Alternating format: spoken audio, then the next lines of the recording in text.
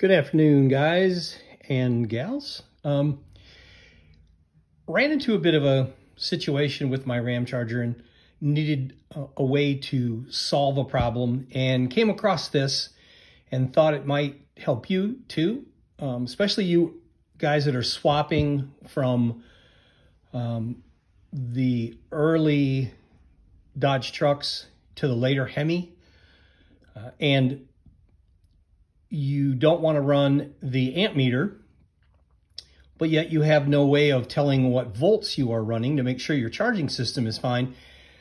And you don't want to spoil the inside look of the vehicle with a aftermarket voltmeter hanging down.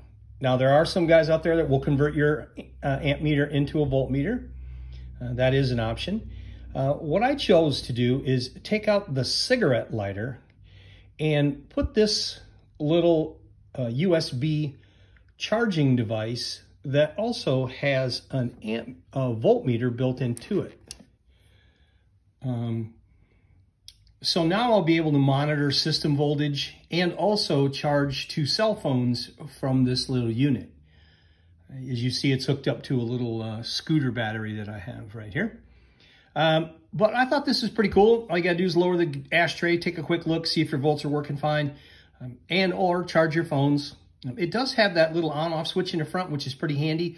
The charging outlets also go off when you switch this off. And it's pretty cool. It probably will draw something statically. I would assume a little bit. I don't know, but I don't think it's enough to really worry a big battery like your car battery would have. But like I said, you want to know what your voltage is. Pretty simple. Just click it on, and there's your system voltage. Obviously, the ashtray receiver goes in here still for this, where you put the ashes in before. But I'm going to wire this up to the system, run it hot all the time off of one of the fuses on the fuse box, and this will give me system voltage. So I know if my charging system is up to snuff. Obviously, anything down below 13 volts or so is not good. We know we need to keep that voltage up there so that battery continues to charge.